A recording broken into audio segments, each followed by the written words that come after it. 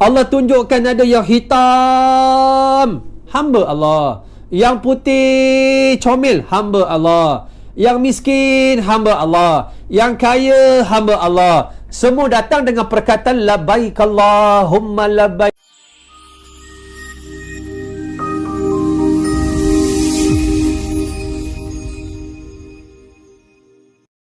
Yang dipanggil ahabul ibadati ilallah. Puasa itu merupakan ibadah yang paling Allah kasih. Antaranya, puasa itu payah untuk menjadikan seseorang itu riak. Sebab tak nampak. Tak nampak tanda-tanda dia berpuasa. Bahkan dia berpuasa, dia lebih gagah, lebih produktif daripada orang yang tak puasa. Subhanallah. Tetapi bila mana umrah haji ini, dia melibatkan duit yang besar. Sebab tu orang bila nak pergi umrah, petanya soalan dia akan tanya, package apa? Duduk hotel mana? Berapa meter? Kapal terbang apa? Dia akan tanya benda-benda macam ni untuk melambangkan bahawa package dia tu mahal. Package tu hebat. Kamu tu pun hebat. Dia tak kira yang ibadah dia Allah terima ataupun tidak. Tapi bila dia sebut benda ini, ini menjadikan seseorang itu payah untuk menjadi ikhlas. Sebab itu bila kita lihat Allah mengajar kita, kan, bila mana kita pergi ke Mekah, sebenarnya bukan nak kenal orang, sebenarnya nak kenal diri sendiri.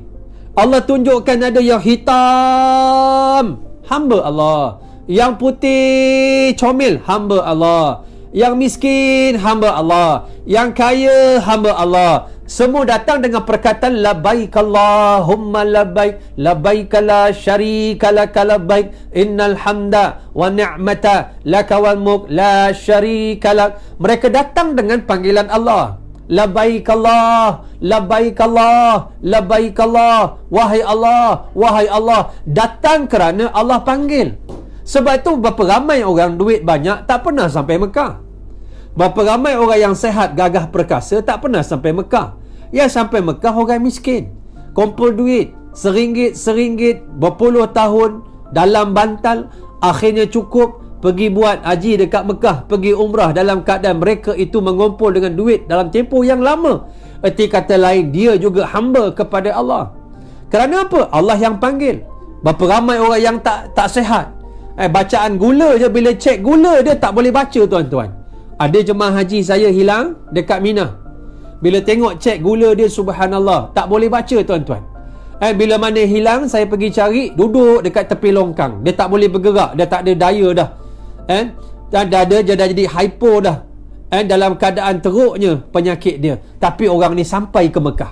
Kerana apa? Allah yang panggil. Sebab itu kita kadang-kadang bila kita tidak ada rasa kesedaran, ibadah kita itu tak memberi kesan. Baik namanya ibadah itu mengucap, baik nama dia solat, puasa, zakat, apatah lagi namanya haji dan umrah yang memerlukan kepada duit yang banyak, untuk menggambar kadang-kadang kedudukan beberapa prestisnya. Ada yang pergi haji dengan package 300,000. Dia pergi berapa orang? Dia pergi 4-5 orang, 1 juta lebih. Ini package kerana dia duit dia ada. Sebab itu bahawa bagaimana dengan apa keadaan yang Allah berikan. Kamu susah, kamu ikhlas. Kamu kaya, kamu ikhlas. Allah pandang hati kamu. Dalam keadaan hati kamu tu menjadi tempat pandangan Allah Subhanahu wa ta'ala. Sebab itu kadang-kadang bila kita tak rasa syukur, kerana kita tak duduk dalam keadaan kumpulan ini. Orang Bangladesh, orang India, orang Pakistan yang susah-susah ini, dia kumpul duit untuk tiket dan visa. Mereka tak ada hotel. Tuan-tuan tengok dia tidur kat mana? Dekat tepi-tepi tandas tempat mereka tidur. Subhanallah. Mereka makan kalau ada orang beri. Kalau ada orang beri, kita beri makanan. Sebab tu saya buat program bersama dengan jemaah. Kita kumpul duit, kita bagi gelandangan. Ada yang tanya, Ustaz, dekat Mekah ada gelandangan? Ada. Kita jumpa petang ni lepas asar. Bila kumpul-kumpul duit, tuan-tuan dapat berapa ribu masa tu? Dapat 600 packs. Apa dia? Bungkusan nasi, mendi, ayam, air kotak dengan buah. Dapat kami kumpulkan. Bila mana kami susun lepas asar itu, ramai beratur. Cuma yang sedihnya sebab yang datang tu 1000 lebih, sedangkan kita ada 600 pack saja nasi. Bila nak suruh mereka beratur, ada yang tua, ada yang perempuan yang kecil, ada kena pijak, tuan-tuan, kena tolak. Kita nak suruh mereka beratur, mereka tak boleh tuan-tuan, sebab mentaliti mereka itu berfikir dengan perut. Mereka ini tidak boleh berfikir dengan akal, mereka dengan perut. Perut mereka lapar, mereka tak boleh nak beratur. Bila kita nak bagi dia sambar nasi sampai jatuh, nasi yang jatuh ke tanah tu tuan-tuan perempuan muslimat, mereka kutip, mereka pungut, walaupun dah kena pijak orang, mereka pungut. Betapa berharganya nasi, betapa berharganya makanan pada mereka. Dalam keadaan kita orang-orang Malaysia, kadang-kadang bila makan, bila lauk dia tak sedap sikit, tak nak turun makan dekat kafe. Tak nak turun makan, kita rasa lauk tak sedap. Kita tak berasa bersyukur dengan orang yang tak ada makanan. Mereka juga hamba kepada Allah. Kita pakai kain ihram kita cantik, tebal berbulu-bulu, kerana mahal kain ihram beratus ringgit. Cuba tengok mereka, kain ihram mereka, subhanallah. Kain ihram mereka dalam keadaan guni tepung cak kunci zaman lama tu, itu kain ihram mereka. Mereka juga hamba kepada Allah. Adakah tuan-tuan perempuan merasakan dengan sebab package kita bagus, hotel kita dekat, makanan kita mewah, kita ni Allah pandang kita punya ibadah? Ataupun orang yang duduk dekat tepi tandas awam, yang tak ada makan, perutnya berkeroncong, berbunyi, mengharapkan orang lalu memberi makanan. Tiba-tiba kita tak merasa bersyukur dengan orang macam ni. Cuba tengok di luar Masjidil Haram itu, bahagian luar yang duduk ni ialah orang-orang India, Pakistan, orang Bangladesh. Di luar Masjid Madinah itu, tengok Masjid Nabawi, mereka duduk, kumpulan-kumpulan mereka itu, dalam keadaan mereka duduk, itulah kumpulan-kumpulan mereka. Kita boleh kenal yang ni Pakistan, yang ni India. Kita boleh faham sebab mereka mereka bercakap dengan bahasa Urdu. Kita boleh faham bahasa mereka. Dalam keadaan mereka tu sahabat-sahabat, cuba sahabat-sahabat fikir balik. Cuba kita duduk bersama mereka. Pertama, Nabi suruh kasih sayang orang ni. Yang kedua, Nabi suruh apa? Wa an adnuwa minhum. Bukan saja kasih sayang, kita kena duduk dengan dia, bercampur dengan dia. Dalam keadaan mereka tak mandi 2-3 hari, tak mandi seminggu, duduk dengan mereka. Macam mana perasaan kita? Maksudnya tuan-tuan, Allah nak ajar kita supaya kita menjadi orang yang tawaduk, merendah diri, bersyukur, menjadi orang yang dalam diri ada perasaan kasih dan cinta kepada orang lain. Apatah lagi orang tu Islam, orang tu beriman, orang itu baik, orang itu dimuliakan oleh Allah Subhanahu wa taala. Maknanya berganda-gandanya bagaimana cara kasih dan cinta ini disemai oleh Rasulullah sallallahu alaihi wasallam. Ini kemuliaan yang diajarkan oleh Rasulullah sallallahu alaihi wasallam. Sebab tu tuan-tuan, kalau tuan-tuan ada peluang kita pergi umrah besok, saya bawa satu program yang tuan-tuan tak ada dalam program lain. Program duduk dengan orang susah. Kita buat muhasabah dekat Masjidil Haram. Kita buat program secara praktikal untuk merasakan betapanya kita kena bersyukur. Kita datang ni bukan kerana hotel kita dekat, bukan kerana kapal terbang kita bagus, bukan kerana package kita bagus, bukan kerana itu dan ini, tetapi kerana kita datang labbaik Allahumma labbaik. Kita dipanggil oleh Allah. Bila Allah memanggil, Allah panggil seluruh makhluk-makhluk dan hamba-hambanya. Sebab itu dijadikan apa dia? Tawaf tu 7 kali. Supaya apa? Kita ketika tawaf itu seolah-olah kita minta pandangan tuan rumah. Ya Allah, pandanglah aku. Ya Allah, pandanglah aku. Ya Allah, pandanglah aku. Pusingan pertama kau tak pandang, pandanglah kedua. Ya Allah, tak pandang kedua, pandang ketiga lah. Ya Allah, tak pandang ketiga, pandang yang keempat, pandanglah aku. Sa'i sampai 7 kali. 7 kali pergi balik Safa Marwah tuan-tuan. 3.8 km tuan-tuan. Sebab apa sa'i itu begitu keadaannya? Disebutkan dalam kitab Tazkiyatun Nafs Syekh Sa'id Hawa, yang merupakan kitab yang diambil rujukannya daripada kitab besar Tasawuf Ihya Ulumuddin Syekhul Hujjatul Islam, iaitu tak lain tak bukan iaitu Imam Al-Ghazali rahimahullah. Falsafah dalam falsafah batin, falsafah hati ketika bertawaf, ketika mana kita bersa'i, kita nak tuan rumah pandang kita. Kita pergi Safa, kita pergi Marwah, pergi balik seolah-olah kita mundar-mandir di hadapan rumah orang kaya. Bila mana orang kaya tu kita mundar-mandir supaya dia tengok kita. Wahai Allah, pandanglah aku. Seolah-olah wahai tuan rumah, tengoklah aku. Aku susah payah karenamu ni. Pandanglah aku. Orang kata kamu tu kaya, kamu suka memberi. Aku ni susah, banyak hajat. Pandanglah aku, perkenankanlah doa aku. Kita mundar-mandir, kita minta ihsan, rahmat, pandangan tuan rumah, kita minta ihsan pandangan, iaitu Allah Subhanahu Wa Ta'ala. Sebab itu perubahan kita bila pergi haji, pergi umrah, bukan setelah buat haji, bukan setelah tawaf, bukan setelah sa'i. Kita berubah ketika mana nak melangkah daripada pintu rumah, nak pergi ke airport, nak terbang tu, kita dah berubah dah. Melangkah tu tidak kerana lain, kerana Allah, mencari Allah, pandangan Allah, keampunan Allah, maghfirah Allah. Lalu perubahan itu kuatnya datang di sini. Bukan kerana pakejnya, bukan kerana mutawifnya, bukan kerana tempatnya, bukan kerana ibadahnya, tetapi duduk di sini kerana dia faham labbaik Allahumma labbaik, labbaik la syarika lak labbaik. Dan dia keluar kerana apa? Allah panggil. Yang memanggil ni siapa? Allah yang wajib diesakan, dia perkukuhkan tauhid akidah imannya supaya dia semakin tunduk, semakin rendah di hadapan Allah. Allah Maha Besar. Ketika tawaf tuan-tuan, orang ramai ke tak ramai ke, sesak ke, sedikit ke, dia tak ingat orang, dia tak nampak makhluk, dia tak nampak manusia, dia hanya mencari pandangan Allah. Ya Allah, pandanglah, pandanglah. Ya Allah, pandanglah, pandang. Dia hanya mencari Allah. Ketika sa'i dia mencari Allah. Ketika wukuf ke Arafah buat haji, dia mencari pandangan Allah. Kemana saja dia pijak bumi Mekah, bumi Madinah, dia teringat Allah. Di sini Rasulullah dilahirkan.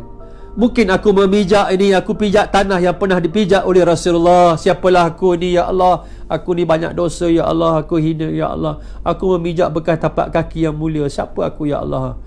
Lalu dia memberi bekas kepada ibadahnya. Dan sebab itu diajar kepada kita. Rasulullah SAW berpesan dalam doa dia. Dan semalam pun saya dah post apa yang tuan-tuan puan-puan saya kongsikan, 8 jenis rezeki. Saya dah post dengan satu hadis Nabi. Nabi berdoa, Allahumma ahyini miskinan wa amisni miskinan wahsyurni yaumal qiyamati fi zubratil masakin. Wahai Allah, hidupkan aku miskin, matikan aku miskin, kau bangkitkan aku besok di kalangan kumpulan orang yang miskin. Maksud miskin kat sini iaitu miskin yang beginilah yang disebut bukan miskin tak ada duit. Nabi ajar pagi petang, dia minta jauh daripada kefakiran. Maksud dekat sini miskin iaitu kita ni diminta campuran miskin ni supaya kita ini jadi rendah diri. Kerana orang miskin ni sifat dia tawaduk, dia sukar untuk sombong. Allah benci orang kaya yang sombong. Lagi Allah benci orang miskin yang sangat sombong. Orang tak sedar diri. Sebab tu bila orang tu miskin, dia merendah diri di hadapan Allah. Sifat tawaduk inilah yang Nabi sebut, Allahumma ahyini miskinan. Wahai Allah, hidupkan aku dengan miskin, matikan aku miskin, dan bangkitkan aku di kalangan orang-orang miskin. Dan orang ini perlu dibantu, perlu dibantu. Sebab itu bila kita membantu manusia dekat dunia, Allah akan bantu kita di akhirat. Sebab itu bila bantuan Allah itu, dia mengatasi bantuan apa yang difikirkan oleh manusia. Sebab itu bila manusia itu menolong manusia lain, Allah yang akan menolongnya. Besar pahalanya. Sehingga disebutkan as-sa'i 'alal armalah wal miskin kal mujahid fi sabilillah wa ahsibuhu qal wa kal qa'im la yaftur wa kasaim la yuftir, and la yaftur wal qaim la yafturu wa kasaim la yuftir.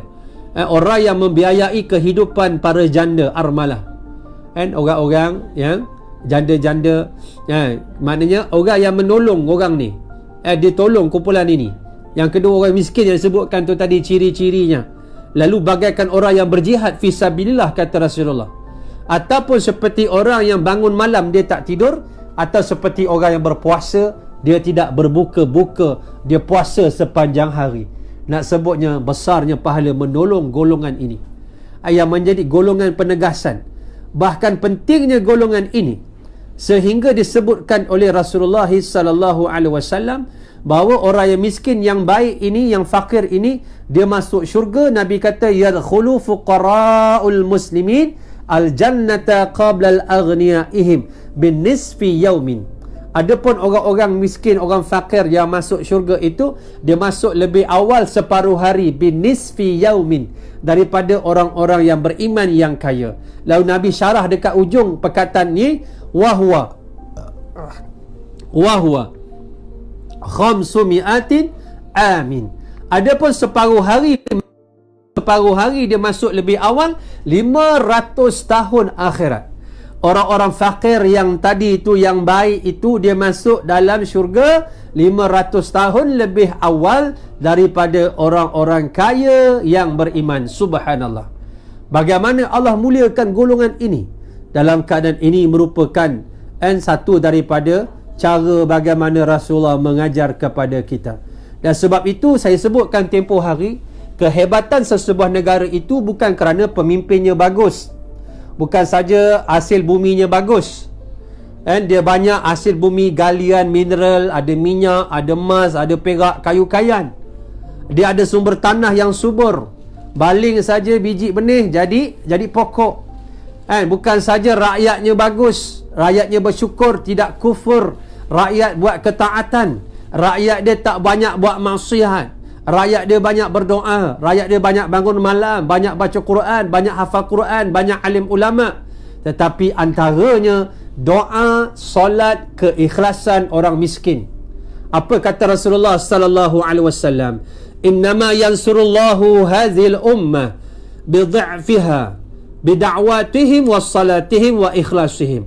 Sesungguhnya kata Rasulullah SAW, Allah menolong umat ini dengan sebab orang-orang yang du'afa, yang lemah, yang miskin.